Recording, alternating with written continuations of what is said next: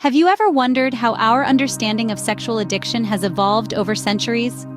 Today, we delve into the complex world of sexual addiction, a condition that has left a profound impact on countless lives and societies across the globe. This video aims to shed light on the origins and development of our understanding of this condition. We'll trace the history of sexual addiction, exploring its roots and how our perceptions have changed over time. Join us as we embark on this fascinating journey through history. In the ancient world, sexual behavior was viewed through a very different lens. Civilizations such as Mesopotamia, Egypt, and Greece had their own unique views on this aspect of human life. These societies often regulated sexual behaviors based on cultural, religious, and societal norms. For instance, in ancient Greece, sexual behavior was not merely a matter of personal choice, but was deeply intertwined with societal structures and political alliances. In Mesopotamia, the Epic of Gilgamesh, one of the earliest known works of literature, presented the idea of excessive sexual desire as a means of civilizing the wild man, Enkidu.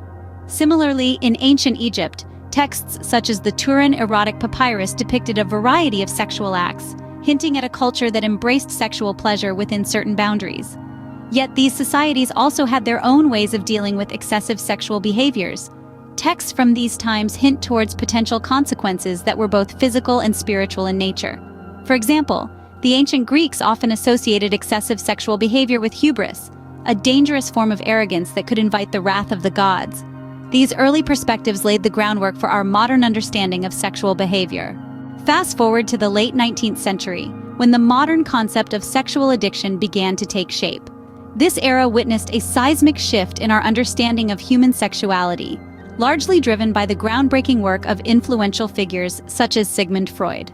Freud, the father of psychoanalysis, was one of the first to explore the depth of human sexual desire and its impact on behavior.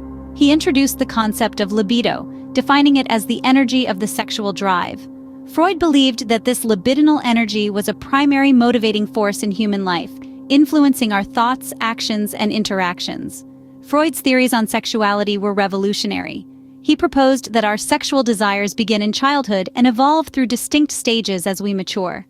Any disruption in this developmental process, Freud suggested, could result in neurosis, a concept that was later extrapolated to explain compulsive sexual behaviors. Freud's ideas were not without controversy, but they marked a significant departure from religious or moral interpretations of excessive sexual behavior. Instead, they introduced a psychological perspective, suggesting that such behaviors may stem from unresolved conflicts or unmet needs. Moreover, Freud's work laid the groundwork for further exploration into the psychological roots of sexual addiction. His theories sparked a wave of research and discussion that would continue well into the 20th century and beyond. Building on Freud's theories, later psychologists and psychiatrists began to delve deeper into the concept of sexual addiction. They explored its potential causes, its impacts, and its possible treatments.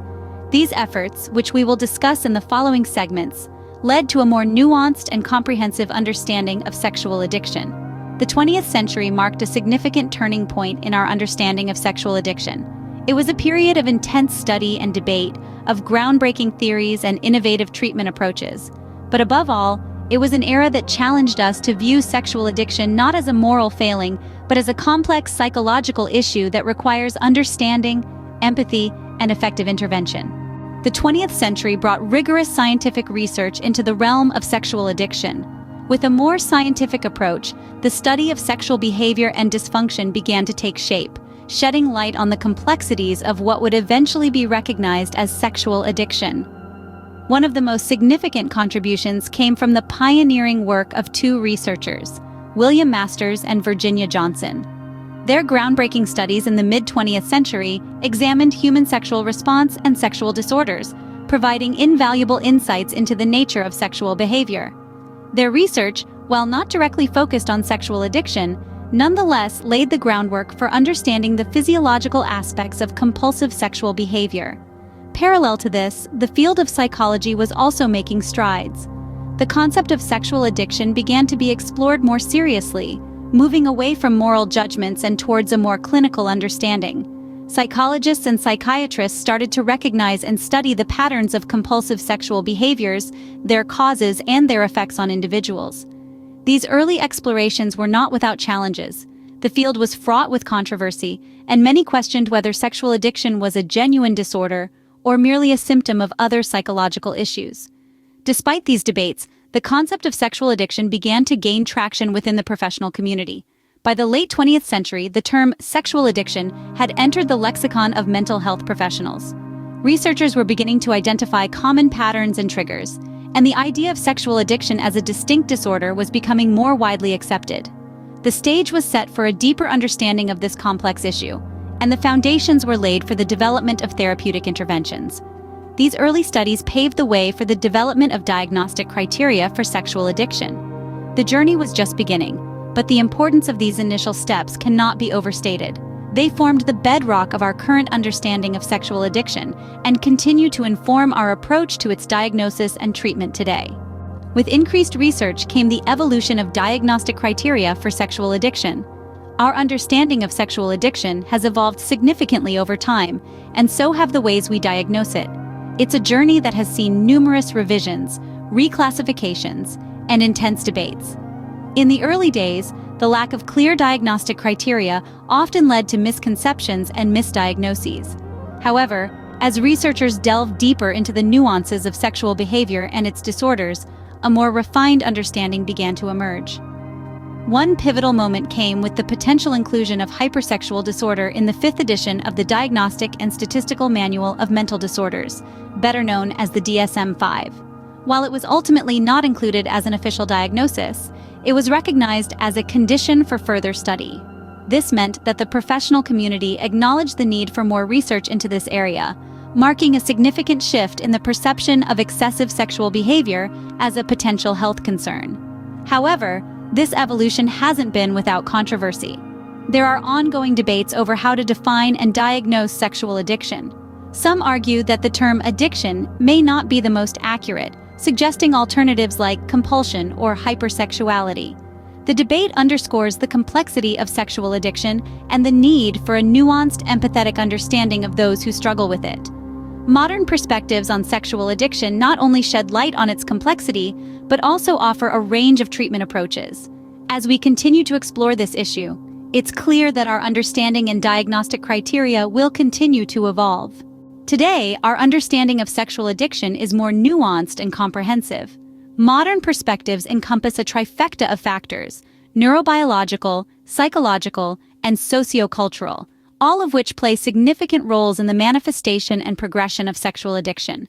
From a neurobiological standpoint, studies suggest that brains of individuals with sexual addiction respond differently to sexual stimuli, showing heightened activity in areas linked to reward and pleasure. This suggests that sexual addiction may be, at least in part, a product of altered brain functioning or structure, much like other addictive disorders. Psychologically, sexual addiction is often associated with an attempt to manage distressing emotions or experiences. People may use sexual behavior as a way to cope with stress, anxiety, or emotional pain, creating a cycle of addiction. Socioculturally, the way society views and handles sexuality can also impact the prevalence and perception of sexual addiction. In societies where open discussions about sexuality are stigmatized, individuals struggling with sexual addiction may find it more difficult to seek help and may experience heightened shame and isolation. As for treatment approaches, a variety of strategies are employed. Cognitive behavioral therapy, for instance, is commonly used to help individuals identify and change unhealthy patterns of thought and behavior. Support groups provide a safe space for individuals to share their experiences and learn from others who are dealing with similar challenges. In some cases, medications may also be used to help manage symptoms or co-occurring mental health conditions. But perhaps one of the most important aspects of modern perspectives on sexual addiction is the movement towards destigmatization. By promoting awareness and understanding, we can challenge harmful stereotypes and misconceptions. This can foster empathy and open dialogue, making it easier for those struggling with sexual addiction to seek help without fear of judgment or rejection. As we strive to better understand sexual addiction, it's crucial to foster empathy, awareness, and open dialogue. In this video, we've traced the history of sexual addiction from ancient civilizations to the present day. We've explored early perspectives, the emergence of modern concepts, early clinical studies, the evolution of diagnostic criteria, and today's perspectives and treatment approaches. This shows how our understanding of sexual addiction has evolved over time. If you or someone you know is struggling, remember that help is available. Thank you for joining us on this journey. Please like, share, and subscribe for more informative content.